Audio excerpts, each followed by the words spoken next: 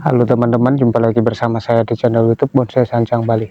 Oke teman-teman, untuk kegiatan kali ini kita akan sedikit mereview atau melakukan sebuah proses perawatan untuk bahan sancang. Seperti contoh, kita akan melakukan proses seleksi tunas yang tidak kita perlukan teman-teman ya. Nah, di sini kita kebetulan ada bahan programan sancang yang berukuran bogel teman-teman. Nah, bahan ini sempat kita proses kemarin. Nah, inilah contoh pertumbuhan tunas yang sudah lumayan banyak teman-teman ya. Jadi kita wajib melakukan proses seleksi atau pemilihan tunas teman-teman ya. Kita pilih tunas yang akan kita pakai saja teman-teman ya. Nah, di sini ada tunas yang pertumbuhannya terlalu ke depan sehingga menutupi alur terusan induk ke atasnya teman-teman ya.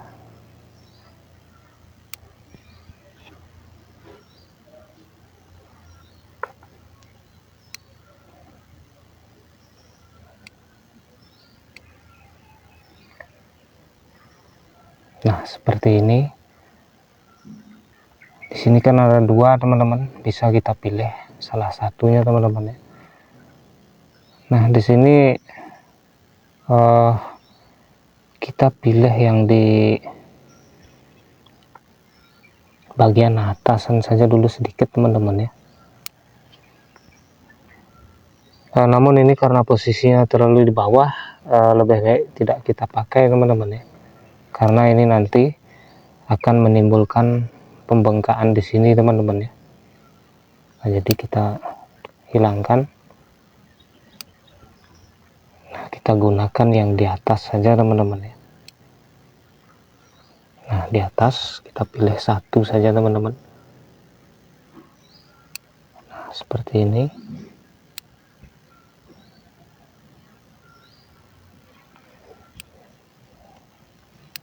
Dan di sini nanti pasti akan muncul teman-teman ya. Jadi yang di belakangnya ini kita bersihkan. Nah, di sini di belakang kita membutuhkan cabang dimensi teman-teman ya, atau cabang background belakangnya. Tapi ini posisinya kurang bagus teman-teman ya.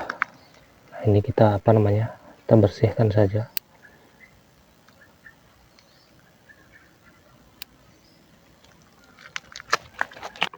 Nah, nanti kita cari dari sini saja teman-teman ya, untuk cabang background ke belakangnya.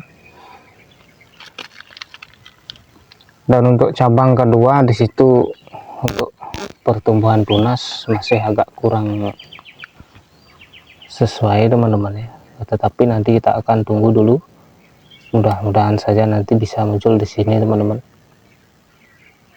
Nah, nanti kalau memang tidak mau muncul, kita bisa pakai yang ini teman-teman ya, atau kita ulang dan kita arahkan agak ke atas teman-teman ya. Nah, untuk cabang pertamanya di sini perlu juga kita bersihkan teman-teman, seperti ini, agar terusan cabang-cabangnya ini bisa terlihat jelas nantinya teman-teman ya. Terlalu dipangkal juga wajib kita bersihkan.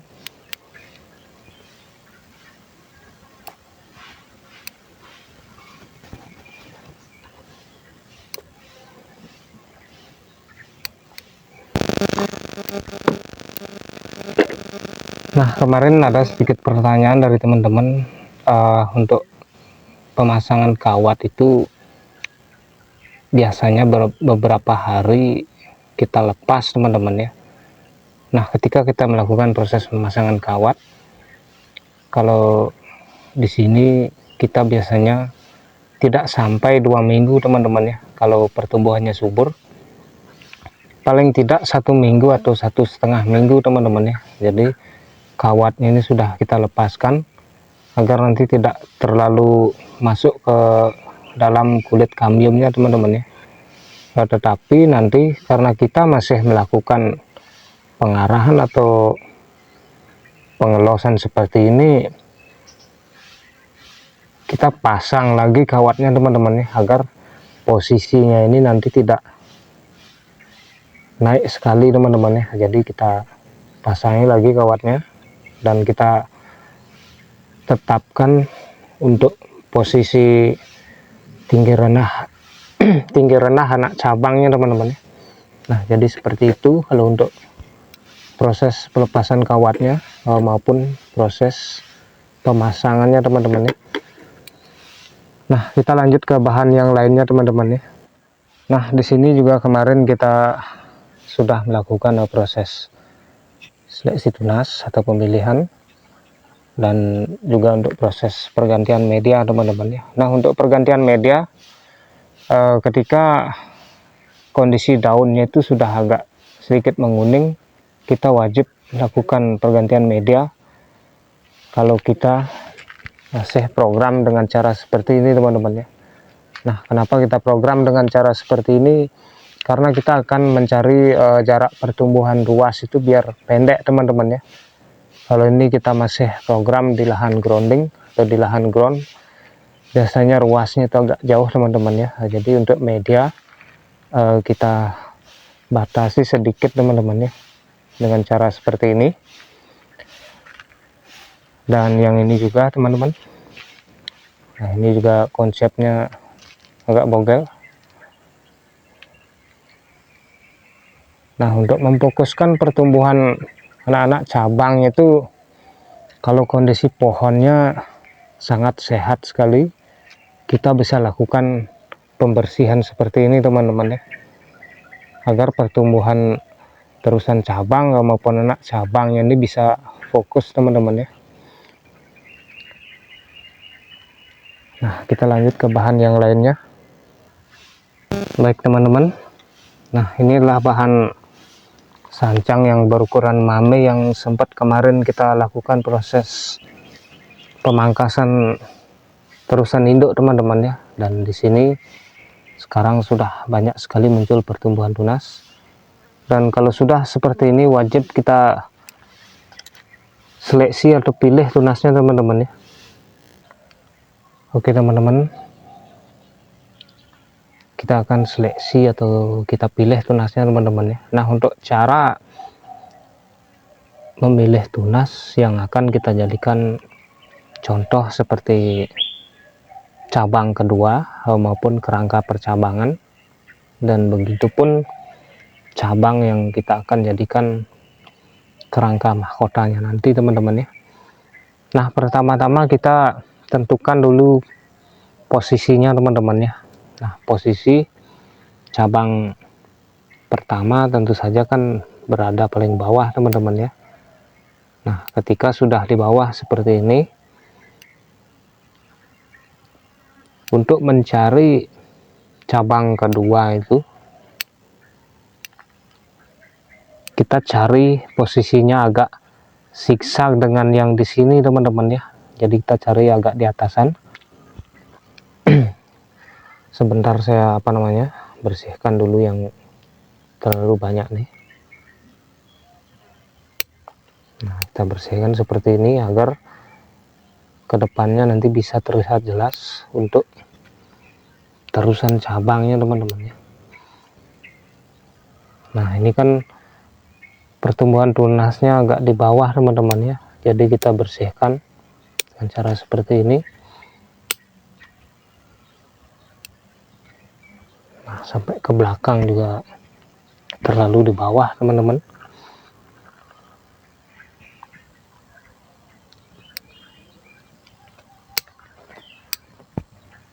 Nah di sini kebetulan ada posisinya paling atas teman-teman ya, jadi kita pilih yang di bagian atasan teman-teman ya, seperti ini. Nah, coba ini saya perjelas sedikit. Nah, yang di depan ini juga terlalu rendah teman-teman ya, atau pertumbuhannya terlalu di depan, kita bersihkan saja. Nah, di belakang juga terlalu banyak teman-teman, kita seleksi. Nah, ini terlalu ke bawah atau terlalu di tengah-tengah teman-teman, jadi kita bisa gunakan yang di sini teman-teman ya, untuk kita jadikan cabang background belakangnya teman-teman ya.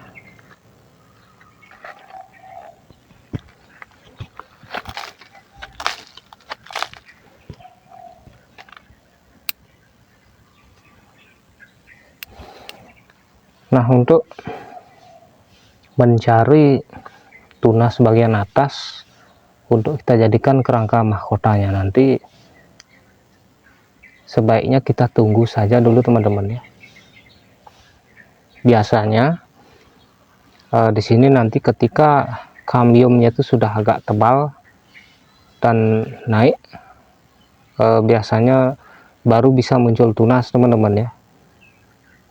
Nah, jadi perbedaannya seperti itu. Kenapa di bawah duluan muncul? Karena di bawah itu dia tidak ada gangguan teman-teman ya. Kalau di sini kan dia sudah ada gangguan seperti bekas potongannya nih, sehingga kambiumnya itu agak sedikit turun teman-teman ya.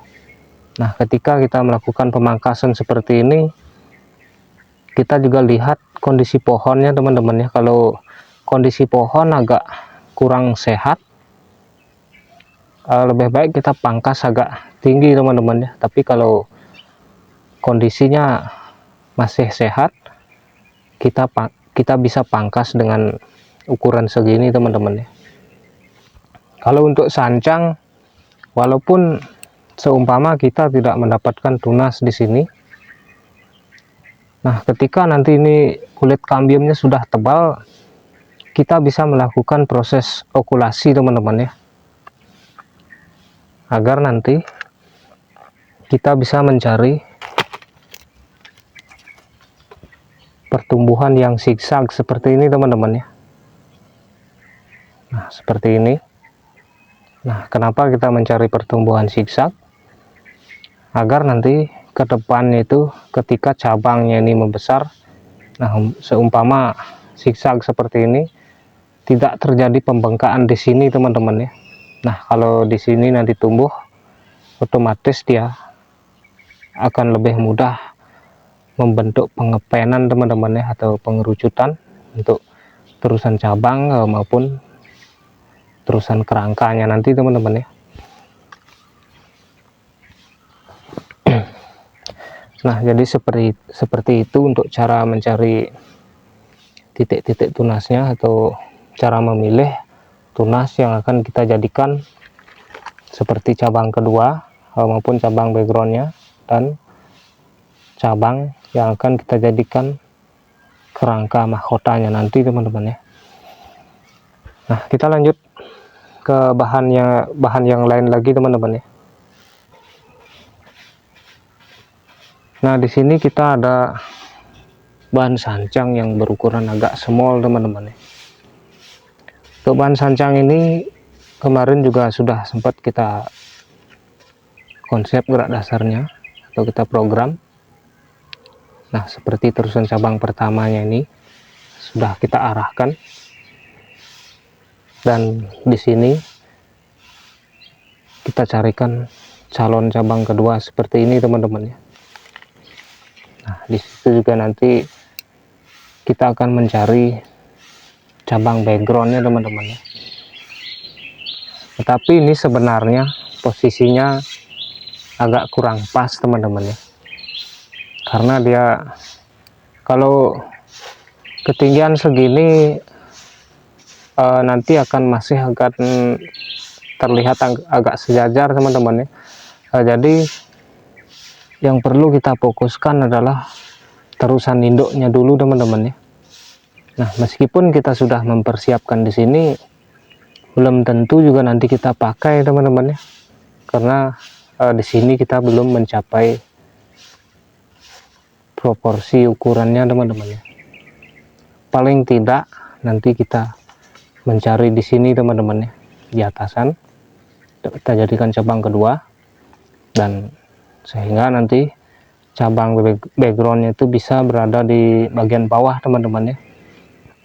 Nah kalau ini kita lanjutkan, tentu saja nanti belum tentu posisinya bisa di sini teman-teman ya, atau di atas. Nah yang ini kita fokuskan dulu untuk pertumbuhan terusan induknya teman-teman ya. Yang penting kuncinya kita tetap nanti mencari pertumbuhan cabang yang zigzag seperti ini teman-teman ya. Kalau nanti sudah pembesaran di sini itu sudah sesuai teman-teman ya. Nah di sini juga kita bisa melakukan proses seperti ini teman-teman ya. Jadi ketika kita membuat terusan induk dan cabang pertama, kita fokuskan saja dulu untuk pembesarannya teman-teman ya. Nah, seperti ini. Nanti ketika sudah membesar yang duanya ini, baru kita tahap lagi teman-teman ya. Nah salah satu contoh seperti ini teman-teman. Di sini kan kemarin kita sudah membuat peninduk dan terusan cabang pertama, dan sudah kita pas ini, dan seperti ini. Baru kita membuat percabangan seperti ini teman-teman ya, atau kerangka percabangan. Dan begitupun seperti terusan cabang kedua. Nah yang ini saja posisinya masih agak rendah teman-teman ya, kalau untuk cabang kedua dia itu rendah dari cabang backgroundnya teman-teman ya, yang di belakangnya ini. Nah yang ini juga nanti belum tentu kita pakai teman-teman ya.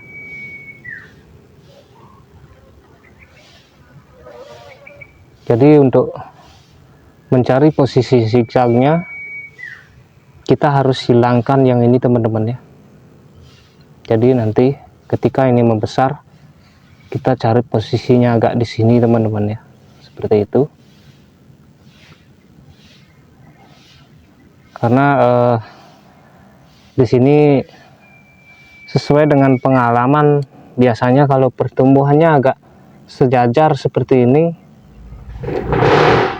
dia nanti akan terjadi pembengkakan di sini saja teman-teman ya. Nah di sini akan saya contohkan secara langsung saja teman-teman ya. Nah caranya seperti ini teman-teman ya. Yang ini kita hilangkan.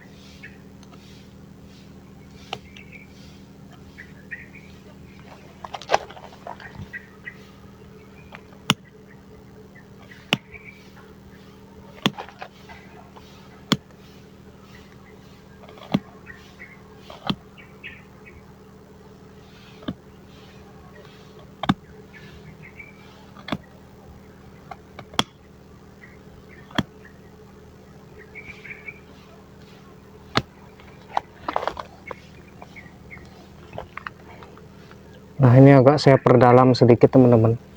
Nah kenapa saya perdalam? Agar nanti ketika proses penutupannya itu sudah berlangsung, dia menutupnya itu bisa agak sedikit ke dalam teman-teman ya, biar apa namanya, tidak melar ke samping atau keluar.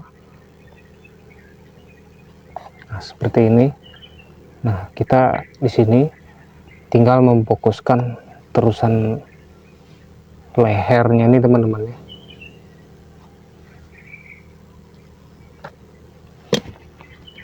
Nah ini juga wajib kita seleksi atau kita bersihkan tunas-tunas yang tidak kita perlukan.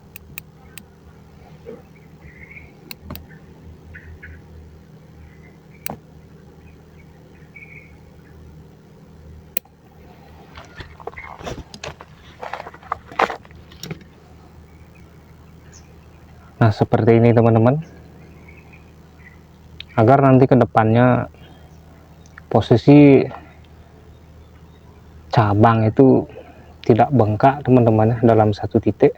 Jadi kalau nanti sudah agak sisa posisinya, dia akan terlihat lebih ideal ke depannya teman-teman ya. Nah, kita lanjut ke bahan yang lainnya. Nah, di sini kita juga sudah mempunyai bahan yang kita konsep gerak dasarnya teman-teman. Nah, di sini dari awal kan kita sudah program perakarannya, dan ketika perakaran sudah terbentuk, baru kita memprogram bagian atas teman-teman ya. Seperti ini kita buatkan terusan cabang pertamanya dan cabang kedua, dan terusan batang induknya nanti teman-teman ya. Nah, ini kan rumusnya dia agak bogel teman-teman ya. Kalau rumusnya agak bogel, kita membuat percabangan itu memang kadang-kadang agak sedikit dilema teman-teman ya. Tetapi kalau kita lakukan dengan sabar, kalau posisinya kurang bagus, lebih baik kita ulang saja teman-teman ya. Nah, seumpama agak zigzag, seumpama yang di sini dan di sini agak zigzag, lebih baik kita pangkas dan kita carikan tunas baru di atasnya nanti teman-teman ya. Nah, kalau seumpama di sini nanti zigzag dengan yang di sini, nah ketika nanti ini membesar, kita carikan yang di atasnya teman-teman ya, seperti itu. Dan yang ini juga agak bogel teman-teman. Nah, kadang-kadang cabang sancang itu bisa agak setak juga teman-teman ya. Contoh seperti ini. Di sini kan kemarin agak lambat pertumbuhannya, tetapi sekarang sudah mulai tumbuh. Nah, di sini kan dia sudah sangat zigzag sekali teman-teman ya, antara posisi yang pertama dan yang kedua. Dan ini juga konsepnya agak sedikit bogel. Nah, untuk masalah terusan mahkota ini nanti di sini kan dia posisinya agak di tengah teman-teman ya. Jadi ketika kita akan membuat konsepnya seperti gaya informal, kalau untuk gaya informal kita tonjolkan terusan cabang pertamanya itu agak panjang teman-teman ya. Jadi dia lebih terlihat jelas nantinya untuk konsep informalnya teman-teman ya. Kalau formal dia sama teman-teman ya untuk panjang bentangan cabangnya teman-teman ya. Oke teman-teman, untuk review atau proses perawatan kali ini seperti seleksi atau pemilihan tunas, kita akan cukupkan dulu. Semoga bisa cukup bermanfaat. Terima kasih banyak atas waktunya. Salam satu hobi dan salam bonsai.